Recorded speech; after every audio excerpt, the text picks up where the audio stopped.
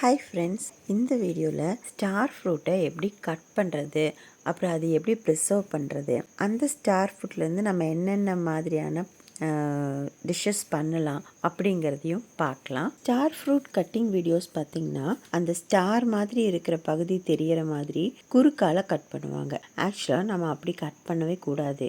ஏன்னா இதுக்கு நடு நரம்புன்னு ஒன்று இருக்கும். அதனால் நம்ம என்ன பண்ணுறோன்னா, இப்போ நான் காமிக்கிற மாதிரி கட் பண்ணிக்கணும்.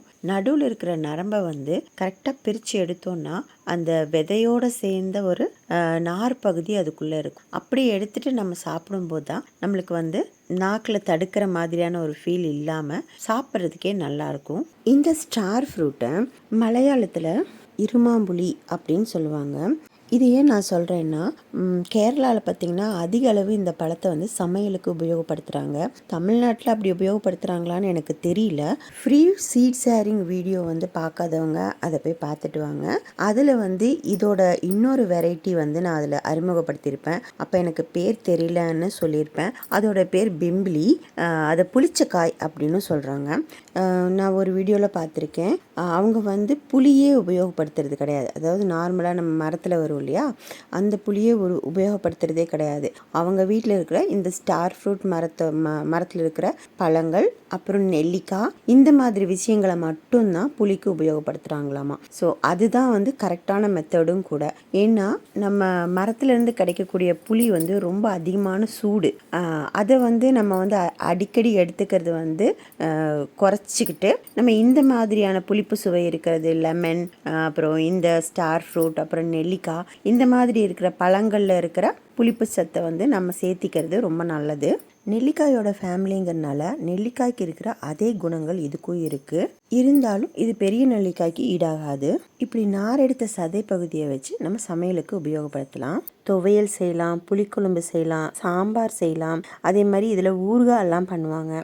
தென் சட்னிக்கெல்லாம் யூஸ் பண்ணலாம். முக்கியமாக ஜூஸ் பண்ணுவாங்க. அதே மாதிரி ஸ்டார் ஃப்ரூட் ஜாம் கூட பண்ணுறாங்க. இப்போ நெல்லிக்காய் சாதம், புளி சாதம் பண்ணுற மாதிரி இதில் சாதமும் கூட நம்ம பண்ணிக்க முடியும். இதில் நமக்கு தேவையான நல்ல விஷயங்கள் நிறைய இருக்குது. முடி வளர்ச்சிக்கு உதவுது, உடல் எடை குறைக்க உதவுது. இப்படி நன்மைகள்னு பார்த்தா நிறைய ஒரு பெரிய லிஸ்டே போகும். அப்படி இருந்தாலும் இதை நம்ம அளவாக தான் எடுத்துக்கணும். ஏன் சொல்கிறேன்னா, நம்ம வீட்டில் தானே வருது அப்படின்னு சொல்லிட்டு இதை அதிக அளவு நம்ம எடுக்கும்போது ஒவ்வாமை ஏற்படுறதுக்கான அதிக வாய்ப்புகள் இருக்குது. இந்த பழத்தில் சிறிய அளவு சயனைடு இருக்குது அப்படின்னு சொன்னால் உங்களால் நம்ப முடியுதா? இந்த டாக்ஸினை நம்மளோட கிட்னி ஃபில்டர் பண்ணிடும். அப்படி கிட்னி ப்ராப்ளம் இருக்கிறவங்க இதை சாப்பிட்டாங்க அப்படின்னா கண்டிப்பாக அவங்களுக்கு அந்த ப்ராப்ளம் ரொம்ப அதிகமாயிடும். ஏன்னா கிட்னி டேமேஜ் ஆகிறதுக்கான சான்ஸ் ரொம்ப அதிகம். ஒரு சிலருக்கு இந்த பழம் ஒவ்வாமையை ஏற்படுத்தும்னு சொல்லியிருப்பேன். அது மேபி வாமிட்டாக இருக்கலாம், இல்லை அதிக அளவு விக்கலாக இருக்கலாம். இதெல்லாம் நடந்துச்சுன்னா கண்டிப்பாக இந்த ஸ்டார் ஃப்ரூட் சாப்பிட்டதுனால அப்படிங்கிறத புரிஞ்சுக்கிட்டு அதை தவிர்த்துருங்க. சீக்கிரமாக டாக்டர்கிட்டையும் போயிடுங்க. அளவுக்கு மீறினால் அமிர்தமும் நஞ்சுன்னு சொல்கிற மாதிரி இந்த ஃப்ரூட் நம்ம வீட்லேயே இருக்குது அப்படிங்கிறதுக்காக அதிக அளவு எடுத்துக்கக்கூடாது.